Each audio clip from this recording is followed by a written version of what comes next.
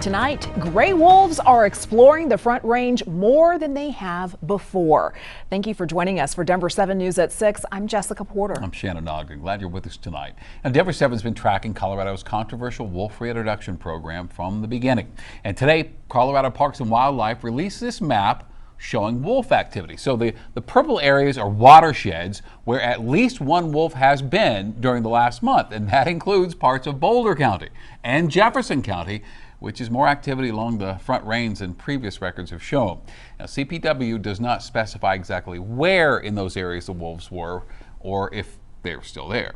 And soon, more wolves will be roaming Colorado. The state is expected to release its third round of wolves somewhere between Gunnison and Montrose in January, despite pushback.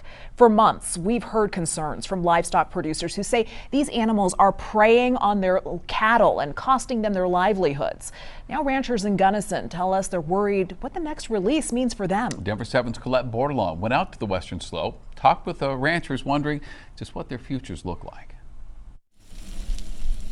If the wind blows you here, I would say this landscape is breathtaking. thank your lucky stars. I have artists that want to paint it. This is Castleton Ranch, roughly 7,000 acres, bordered by national forest. There's no other place like this I know in southern Colorado. Craig Jackson and his boss, Stella, Head of security. showed us around on an unusually warm November day in the Ohio Creek Valley, just north of Gunnison. I think the worst temp I've ever seen as far as the extreme low is 47 below. Jackson's worked here for 9 years, a job where he finds joy. Does it ever get old? No. It's challenging, but it's never old. You meet the challenge every day, whether it's snow or wolves or whatever, you meet the challenge. As the general ranch manager, he's thinking about how to best prepare the property and cattle. Probably about 300 cow-calf pair, and then we run some yearlings. For the next round of wolves, the apex predator being reintroduced to Colorado, likely heading somewhere between Gunnison and Montrose at the start of 2026. I don't hate wolves. I don't like the conflict. What would be your biggest concerns about next year? You know, that's tough because I don't have a crystal ball. While the future is foggy, the clash between cattle producers and gray wolves is nothing new. Denver 7 has documented such depredations in the past, when a wolf either kills or injures livestock. You know, it's like preparing for a hurricane. You don't know how big or how hard it's going to hit. Colorado Parks and Wildlife says they've expanded their conflict minimization and depredation investigation assets over the course of this last year. We know it's coming. We just want deliberate, intensive management. No matter how much work they do, a giant question hangs over their heads. Where will the wolves come from? The Trump administration is telling Colorado to stop importing any gray wolves from Canada. We don't really want the wolves, but if we're going to take the wolves, I think the lesser of the two evils would be the wolves out of Canada. He says that in part because of the Copper Creek Pack, a controversial group of wolves that came from Oregon. Down the road and to the east of Gunnison, I was born here. Greg Peterson doesn't have a preference on where the wolves are from. If I had to say where I would want them to come, it would be wolves that had never seen livestock.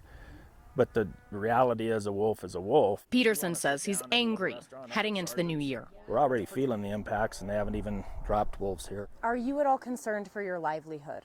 I'd say possibly. I mean, I'm not going to say that I've thought about going out of business now, but it could reach a point, I suppose, if I just didn't want to put up with it. For Peterson and Jackson, it's a way of life and one they can't imagine leaving behind. Sometimes you just slow down and you're like,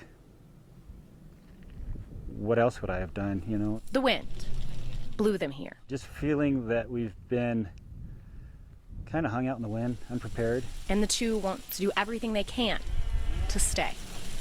With photojournalist Adam Hilberry, Colette Bordelon, Denver 7.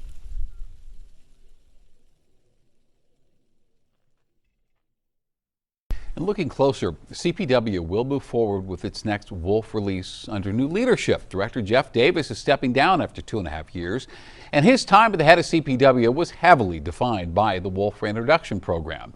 He told Denver 7 the wolf plan was adopted on his second day on the job, and ever since he's been facing pressures from livestock producers who are pushing for accountability. Now, Davis moving into a new role at the Department of Natural Resources. Major General Laura Clellan will take over as acting director for CPW.